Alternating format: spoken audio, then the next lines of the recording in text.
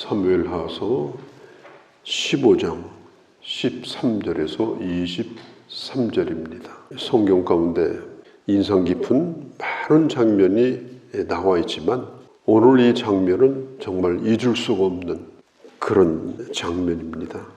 다윗이 예루살렘을 떠나서 피난을 가는 장면입니다. 사무엘하서 20장까지 이 피난에 대한 이야기가 계속되고 있어요. 벌써 민심이 기울었습니다. 압살롬이 백성들의 마음을 이미 다 훔쳐갔어요. 다윗을 따르는 신하들 가운데 200명이 압살롬에게 넘어갔습니다. 지금 예루살렘에 남아있는 신하들은 친다윗파입니다. 그 성에 남아있으면 분명히 죽음을 당할 자들입니다. 오늘 여기 13절에 있는 것처럼 이미 민심은 다윗에게 있지 아니하고 압살롬에게 이미 돌아갔습니다. 다윗을 지켜줄 자도 없습니다. 다윗이 주위를 둘러보니까 예루살렘 성을 지킬 그런 처지가 되질 않았어요. 그리고 자식과 싸운다는 것도 말이 되지 않습니다. 자기의 아들이지만 다윗은 압살롬의 그 인간됨을 잘 알고 있습니다. 분명히 성에 들어오면 아버지의 목숨도 아마 거둘 거다. 분명히 압살롬이라는 놈은 그렇게 할 거다. 그렇게 생각을 합니다. 야수와 같은 사람입니다. 사람들의 마음을 훔쳐가지고 민심을 바꿀 정도로 아주 치밀한 사람입니다.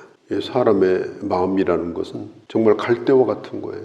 사람의 마음을 가늠하는 게 오늘날 뭐예요? 여론조사잖아요. 따지고 보면 그게 다 갈대와 같은 거예요. 말 한마디에 몇 프로 올라갔다가 떨어졌다가 그런 거고요.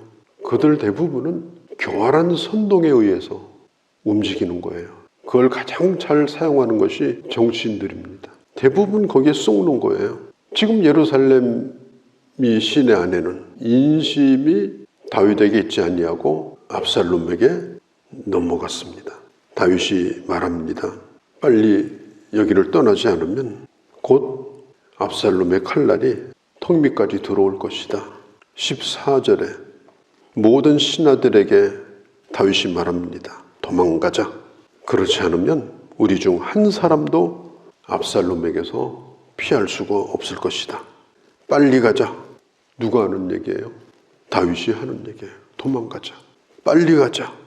그가 우리를 급히 따라와서 분명히 이 예루살렘을 칼로 치게 될 것이다. 다윗은 지금 두려움에 빠져 있습니다. 말도 더듬고 허둥대고. 다윗은 노인입니다. 얼마나 초라하고 얼마나 볼품없고 몇도 안 남은 신하들을 빨리 가자고 지금 재촉을 하는 이런 모습. 우리가 옛날에 보았던 다윗의 모습이 아니에요. 다윗은 백전노장입니다. 전쟁에 나가서 진 적이 없는 사람이에요. 그런데 오늘 오히려 왕이 먼저 피난 가자고 지금 서두르고 있어요. 왕의 신하들이 왕께 이르되 왕께서 하시는 대로 우리도 따라가겠습니다.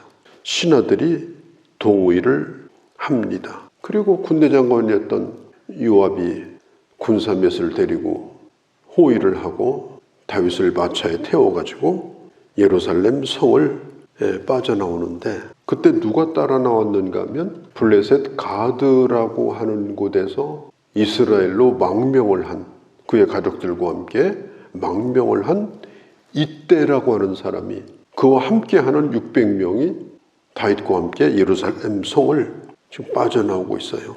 아마 이때가 데리고 나온 사람들이 제일 큰 무리일 겁니다. 왕궁문이 지금 열립니다. 그런데 왕궁 안에서 여인들이 막 통곡을 합니다. 왜 통곡을 하느냐? 그게 다윗의 후궁들이에요. 왜 우리를 놓고 가냐? 그 얘기예요. 왜 우리를 버리고 가냐? 그 피난대열에 끼지를 못하고 성에 남아있으라. 그 얘기를 듣고 뭐 따라가고 싶지만은 못 따라가게 하니까 10명이나 되는 그 여인들이 그 성에 남아서 통곡을 하죠. 그리고 다윗은 그 나머지 사람들을 먼저 앞세우고 자기가 뒤에서 가면서 지금 성문을 빠져 나오게 합니다. 이것은 다윗이 백성들을 보호하기 위해서 지금 그렇게 하고 있는 거죠. 이런 처지에 다윗이 한마디도 말을 하지 않습니다. 누구를 탓하지도 않고 원망하지도 않고 누구 때문이라고 하지도 않습니다. 현실을 그대로 받아들입니다. 피난을 떠나기로 결정을 하고 신하들도 다윗을 따르기로 결정하고 그리고 왕궁을 나오는데 많은 백성들이 따라 나와요. 성 안에 있는 사람들이. 그래서 예루살렘에서 나와가지고 이제 감람산 쪽으로 가려면 기드론 골짜기라는 골짜기를 내려와가지고 마른 시내입니다. 거기를 지나가서 예루살렘 성에서 마지막 마을이 바로 17절에 벨메르학이라는 작은 마을입니다. 백성들이 거기까지 다윗을 따라 나옵니다. 그러나 거기까지입니다. 예루살렘 거민들이 거기서 다윗을 배웅을 해요. 다윗이 이때를 붙들어요. 이 이때라는 사람이 누구냐? 이스라엘 사람이 아니에요. 무슨 이유인지는 잘 모르겠는데 블레셋 가드라고 하는 곳에 살고 있는 사람인데 자기 식솔들, 자기를 따르는 사람들을 600명을 이끌고 이스라엘로 망명을 했어요. 그 이때가 다윗을 따르려고 하니까 다윗이 이때를 말립니다.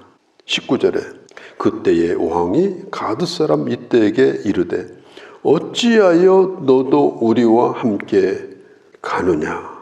이 말은 뭐예요? 너는 우리를 따를 책임이 없는 사람이다. 나와 정치를 같이 했느냐? 내 일을 네가 도왔느냐? 왜 나를 따르냐? 너는 책임이 없는 사람이다. 그리고 이렇게 말해요. 너는 쫓겨난 나그네니. 너는 지금 블레셋 땅에서 망명해서 이렇게 나그네 생활을 하고 있는데 어디든지 빨리 정착을 해야지. 피난을 떠나는 나를 따라가면 이제 너희 꼴이 뭐가 되겠냐? 너와 함께하고 있는 가족들이 얼마나 고생하겠느냐? 지금도 나그네인데 앞으로는 더 고생이다. 그러면서 다윗이 하는 얘기가 나를 택하지 말고 예루살렘 성에 들어올 그 왕을 택해라. 그 왕이 누구예요? 자기 아들 압살롬이에요. 네가 압살롬에게 붙는다면 너를 버리지 않을 거다. 그러니까 돌아가서 그 왕이 있는 곳으로 가라. 20절에 보면 이렇게 말해요.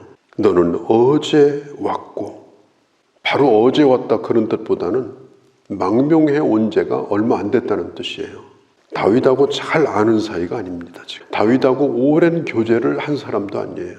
무슨 이유인지 몰라도 블레셋에서 온 지가 얼마 안 되는 사람이 이때예요. 다윗하고 무슨 교제도 없었어요. 정치적인 뜻도 함께한 것도 아니에요. 인간적으로 친밀함도 별로 없어요. 어제 왔어요. 그런데 왜 이때가 다윗을 그렇게 따랐을까?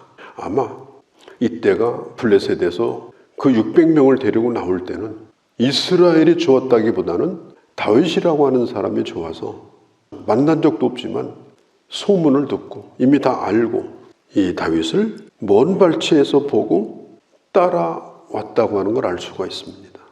다윗이 헤브론에서 7년 동안 왕 노릇을 하고 또 이스라엘 전 통일 왕국의 왕이 되고 예루살렘으로 수도를 옮기고 이런 모든 과정 가운데 어떻게 보면 정치적으로 무능한 왕이죠. 자기 아들한테 반역을 당하고 쫓겨나는 왕이니까 무슨 별 볼 일이 있겠습니까? 그런데 이때가 다윗을 목숨 걸고 지금 자기들 가족들을 다 고생시키면서도 따라가려고 한 거예요.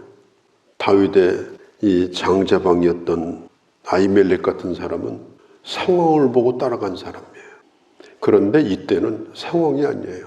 사람을 보고 따라간 사람이에요. 하나님의 사람 다윗. 아히멜렉은 아주 머리가 좋은 사람인데 이제 다윗은 끝났다고 생각하고 압살롬에게 붙었던 사람이에요. 그러니까 이때라고 하는 사람은 정말 대단한 사람입니다. 뭐 상황이 어떻게 변하느냐, 지금 그 사람이 불리하냐 불리하지 않느냐, 그 사람 뒤에 무슨 뒷배가 있냐, 그런 거 전혀 생각하지 않아요. 그 사람을 믿는 거예요. 그 사람을 존경하는 거예요. 그래서 그가 아무리 힘든 상황에 있어도 그 사람을 배반하지 않고 그 사람을 따라가는 그런 아주 충성스러운 그런 사람입니다. 20절에 보면은 이렇게 말해요. 은혜와 진리가 너와 함께 있기를 원하노라. 다윗이 믿음의 사람인 것을 여기서 볼 수가 있어요. 어쩌면 이제 마지막 볼지도 모르는 이때를 보내면서 축복을 합니다.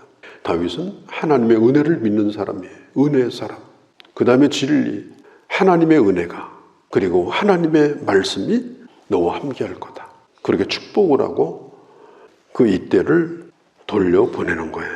다윗은 축복하는 사람입니다. 그 경험이 없는 가운데도 자기를 따르려고 하는 사람에게 그 경험 속에서도 축복을 하는 사람이 바로 다윗입니다. 다른 것으로 축복이 아닙니다. 하나님의 은혜가 너와 함께, 하나님의 진리가 너와 함께, 하나님의 은혜가 함께하면 하나님이 너를 지켜줄 거다. 하나님의 진리가 너를 붙들어 줄 거다. 왕인 나도 너를 책임져 주지 못하지만 주님이 함께할 거다. 이게 축복이에요. 내가 그 사람을 책임져 줄 수는 없어요. 그러나 주님께 맡기고 그를 의탁하고 그를 위하여 진심으로 기도하고 하나님을 의지하는 사람이 축복의 사람입니다. 다윗은 그렇게 이때를 축복해요. 보통 이 정도 되면 이렇게 말하죠. 왕이요, 내가 끝까지 왕과 함께 하려고 했는데 왕의 뜻이 그렇다 하니까 어쩔 수가 없습니다. 왕의 뜻대로 제가 돌아가겠습니다. 보통은 이렇게 말하잖아요. 오늘 21절에 보면 이때가 왕께 대답을 합니다. 여호와의 살아계심, 그리고 하나님의 이름. 이 여호와라는 말은요, 이스라엘 사람들만 쓰는 하나님의 고유명사예요. 이건 이스라엘 사람만 쓰는 말이지 이방인은 결코 안 써요. 그런데 지금 이때가 여호와라는 이름을 지금 쓰고 있습니다. 이걸 보면 이때는 다윗이 믿고 있는 그 여호와 하나님을 믿었다는 사실을 알 수가 있어요. 뿐만 아니라 그 뒤에 보면 이렇게 말합니다. 내 주 왕의 살아계심으로 맹세하노니. 이게 무슨 뜻이에요? 왕이 살아있는 안에는 저는 왕을 따를 겁니다. 그러면서 21절에 사나 죽으나 종도 그곳에 있겠나이다. 왕이 피는 거다 죽으면 나도 같이 죽을 겁니다. 못 돌아오셔도 나는 거기에 있을 겁니다. 사나 죽으나 종도 그곳에 있겠나이다. 충성이라는 게 뭡니까? 사나 죽으나가 충성이에요. 살 길만 찾는 것이 아니고 상황만 따라가는 것이 아니고 정말 힘들고 어려운 처지에 놓여 있다 할지라도 나는 그곳에 있겠습니다. 나는 왕과 함께 있겠습니다. 지금 자기 혼자 큰 소리 치는 게 아니고 자기와 함께한 그의 식솔들과 그와 뜻을 같이 하는 600명과 함께 지금 이 얘기를 하는 거예요. 이 사람은 블레셋 사람이지만 이미 하나님의 사람으로 완전히 개종을 한 사람입니다. 지금 아들에게도 배신당하고 신하들 200명도 다 떠나고 완전히 그냥 비 맞은 닭처럼 이 도망을 치고 있는 다윗에게 걸 기대가 뭐가 있겠습니까? 진정한 친구라고 하는 것은 상황이 좋을 때 붙는 친구가 아닙니다.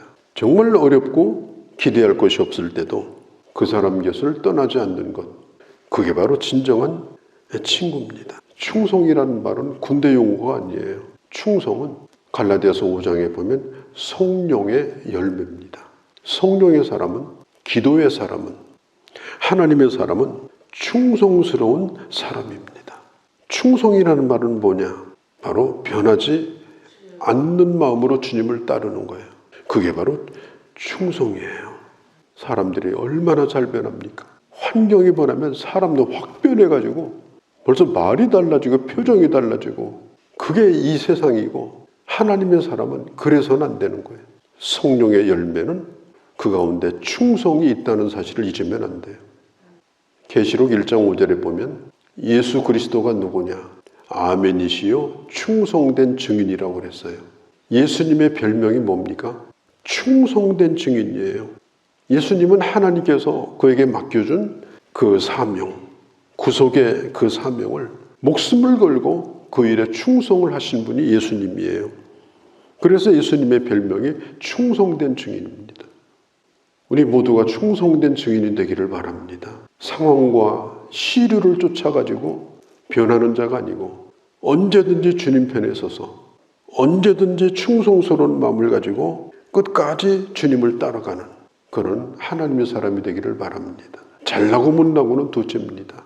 변하지 않고 충성스러운 마음을 가지고 주님이 부르시는 그날까지. 그래서 계시록 2장으로 넘어가 보면 서머나 교회에게 충성된 증인인 주님께서 말씀하기를 죽도록 충성하라. 그러면 생명의 멸류관을 너에게 주리라. 하나님이 주시는 이 생명의 면류관은 영원한 영생과 하나님의 약속이 있는 그런 면류관인데 그 조건이 뭐냐? 죽도록 충성하는 자입니다. 주여, 우리로 하여금 충성된 하나님의 사람으로 우리의 왕 되신 주님을 끝까지 주님과 함께 할 수 있는 그 길을 걸어가게 없어서 이것이 우리의 기도가 우리의 가는 길이 되어주시기를 바랍니다. 걸어가신 우리 아버지, 오늘 다윗이 가장 어려운 그 인생에 잊어버리고 싶은 그런 고통의 때에 이때라고 하는 그 사람이 얼마나 큰 힘이 되었는지 그런 충성스러운 이때와 같은 하나님의 사람으로 아버지 저희들도 그 날까지 살아가게 하여 주옵소서. 여론에 휘둘리고 상황에 휘둘리는 자가 되지 않게 하시고 성령 충만하여 기도의 사람이 되어 끝까지 충성스러운 그리하여 생명의 면류관을 받는 주의 사람들이 다 되게 하여 주옵소서. 우리 주 예수님의 이름으로 기도하옵나이다. 아멘.